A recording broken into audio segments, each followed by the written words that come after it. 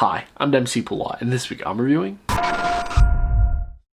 Now before we start off, as always, I just want to take a quick second to remind you guys to make sure you hit that like button if you like today's video, and if you're new here, make sure you hit that subscribe button as well for more new movie related content weekly.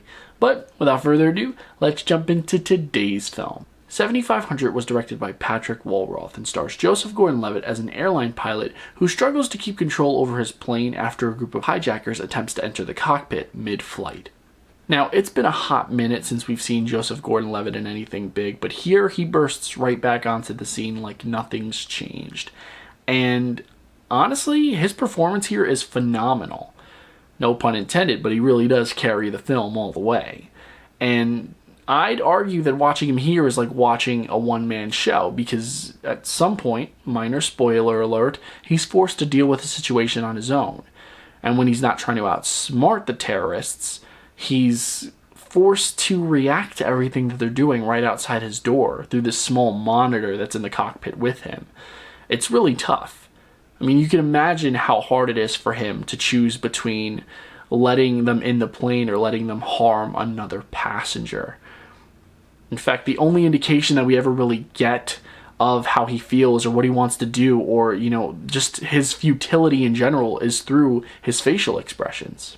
You know, there's a moment at the end of the film where Gordon Levitt is forced to confront one of the terrorists, and in the middle of their conversation, you see a single tear slide down his face. Simultaneously, it's that restrained resentment and helpless frustration that makes his character so engaging to watch. Confined to such a small space for a majority of the film, Gordon Levitt's character may not always have too much to do physically, but director Patrick Walrath does know how to use the space to his advantage. He takes a couple of feet of cabin room and gives us a mile, even in the third act, which takes a considerable turn. Truthfully, the third act might just be my least favorite part about the film, not only because of the turn, but because of the drastic change in pace that happens as a result. From the very beginning of the film, even before we meet our main character, the audience is conditioned to feel on edge. But then, in the last 20 minutes, all of that suspense is abandoned for some unnecessary character development. As a result, the film comes off a bit uneven, but what remains intact are its message and its impact. Now, if you're not a fan of flying, and even if you're a tad bit claustrophobic, I probably wouldn't recommend this film for you. But if you're a fan of Joseph Gordon Levitt, on the other hand, or if you just like general accessibility, this film is available on Amazon Prime, and you can watch it for free if you have it. I would recommend it. Yes, it's a bit turbulent at times, but overall, this literal thrill ride is still a pretty good film in my opinion. And for that, I'm going to give this film 4 stars. Don't stop, please. I can't open the door.